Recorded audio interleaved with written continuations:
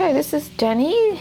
This is Danny, my 16-year-old Spoodle. I'm just going to show you a couple of techniques, some massage techniques. So if you're massaging your dog, you just start off with a nice gentle touch. It's just called stroking, really. You letting him know that we're going to do a massage. You're feeling all over his body rather than just starting straight into a full-on massage. It's just nice to introduce your massage time together. It can be as simple as that. Then we could go into some effleurage. Effleurage is it's been used for humans for a long time. With dogs, it's just kind of up toward the head and the heart in a circular motion. It's still very general and it's light and it feels nice, and you're still covering as much as you can. It's not a really specific massage for any problem spots. You're just sort of generally touching, and it's circular. You go up and you're just sort of moving his tissue like that, and it feels nice, doesn't it? Okay? Mostly the spine. You can do a little bit of up movement on the legs. Okay, that's basically the early introductory bits. Then I get a little bit more specific. I like kneading, or skin rolling it's called. You actually pick up the dog's loose skin. Now if they're very tight or skinny or a lot of scar tissue, it's not going to roll, but a healthy dog, they've got lots of rolls on their skin, so you just kind of pick it up, and it's not pinching, it's really comfortable, and that is up the back area. And again, it's still really nice, and you can spend just a little bit of time like this. I don't spend too much time doing this. It's more like an hello, we're going to do a massage, we're going to do some nice touchy-feely stuff for a while. So this is Cody, my little toy poodle. He's incontinent, so that's why the nappy's there. So I'll just show you acupressure. I love this technique. You feel where the spine is. So depending on the position the dog's in, it usually feels a bit curved, unless they're lying in a sphinx position and they're straight, but usually the spine feels curved. So you feel where the bone is and you just slide off it. So you're going to just trace down, just touching all the muscles either side of the spine. So I'm on the right hand side of the spine. Where are you going? Stay there. And now I'm on the left hand side. You're smelling something to eat there. You can cross two thumbs and do both sides together. Come this way, Kate. There we go. Feel. Like that.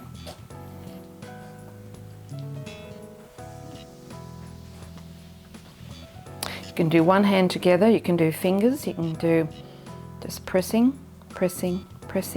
I like circles too, so this is not quite acupressure, but circles down either side of the spine. If you're just using one hand, you make sure your other hand is just on the dog somewhere nice and relaxed, because if you keep taking one hand off, it's quite unsettling. You sort of think, where's that hand going to land? Where is it? So you're as relaxed as possible when you're doing the massage, using both hands together, or if you're comfortable just using one hand and the other one is just resting somewhere comfortably.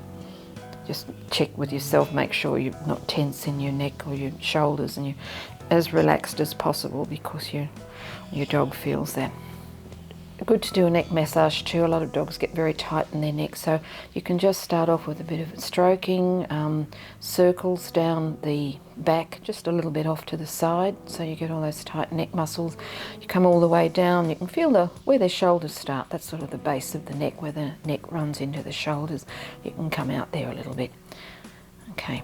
Cody's a little dog, so sometimes I use that nice gentle pincer grip. Also around the base of their skull feels great. You know, if someone gives you a massage at the base of the skull, it feels lovely. Most dogs like that too. Just gently, you sort of trace underneath that bone, that's their occiput, all the way around to the ears. And most dogs like an ear massage. You think, how would I stroke a rose petal? It's that gentle all the way to the tips of their ears, because their ears have got a lot of acupuncture points and acupressure points in them, and it feels really nice just to stroke all the way out there. Okay, and you can do a little bit of pressure or circular massage on the top of their skull. That's often quite relaxing. It's good if the dog's a bit nervous or... Oh! Someone passing. Big watchdog. Yes. Okay. And then I'll just finish with some nice stroking. Massaging the forelimbs on dogs is really important. Usually feels great. They carry most of their weight on their front legs, so their shoulders tend to do a lot of work. So the easiest thing to do is, even in this position, you can get their triceps. There's the elbow, there's the armpit, the triceps is the back of their arm, same as us. So just a bit of kneading there is really nice. You just sort of grab the whole back of their upper arm. If you just do some circular massages around the elbow, feels quite bony really, like ours, but just some light circular massage around the elbow area, and then coming down the forearms. I think if you just do some circular movements around there, you get all of those forearm muscles. If you can come all the way to the feet, a lot of dogs don't like their feet touched. It's good if you can do their feet. You can just touch their little toes, do some circular movements, move their toes individually. If your dog is one of those dogs that just hates it, don't push him. He might get used to it, but do what you can. There we go, that's not so bad. So think of it as just sort of touching and feeling, moving the toes, circular movements. That's his wrist joint in there, the carpal, so coming up, circular, circular, circular, elbow, elbow, knee around the triceps, two hands together, or one hand, the other hand just resting lightly. And that's a pretty good shoulder massage. And if you do it on a regular basis, you can feel if your dog's got any new tight spots or sore spots. Alright, so the hind limb, important, does lots of hard work too. So generally you'd start here after you've done a little bit of a back massage. You come down, hip joints in there, so we can do circular movements around the hip joint.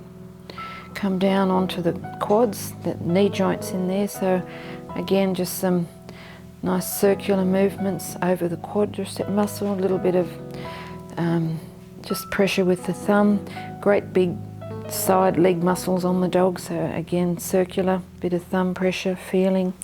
Hamstrings are enormous. If you grab them, gently grab, or knead I should say, knead the back of their legs, you're getting adductors and hamstring muscles. I like doing two hands together on the hind limb. It just feels good. I like to do it, and you cover a lot in the same stroke like that. You come down to the back of the knee. That's his that's Achilles in there, gastrocs in there. Coming down, down, down, little circular movements. Once you get past the knee, there's not a lot of muscle. It gets very bony and sinewy. So coming down here if you can. Again, some dogs don't like their feet touched. They don't push them. They make your dog put up with it if he hates it, and if he doesn't like it initially, he might get used to it. If you can get down there, it's just really nice to move the toes gently. You can feel between the pads. It's a little bit like reflexology. Sometimes if they've got scratches or things caught there, you can feel them, and you can just move things around, free it up. It's good. Good, good, good. Up here, that's the hock area. Again, circular movements. It's like his foot. His foot's 5 bones under there, so you're just gently touching, circular movements, just feeling. With the feet and the toes, it's often a bit more like just feeling for anything new or uneven or that wasn't there the other day. Also, if dogs are anxious, it's good to have them, get them used to having their feet touched too. Coming up, again, Achilles, circular movement, kneading, kneading, kneading. And that's it. That's just a very general massage for the hind leg. And don't forget the tail. Even if you just touch the tail, some dogs are a bit sensitive, but if you get them used to having their tail touched, it's a good thing. Their tail should actually go 90 degrees up to their body, so their tail shouldn't be stiff. So it's nice just to make sure the tail's not stiff. You can, and then there are bones in the tail too, so you can just knead along the tail. That usually feels quite nice thing to do. big acupuncture point right on the tip of the tail, so you can give that a little squeeze. Oh, there we go.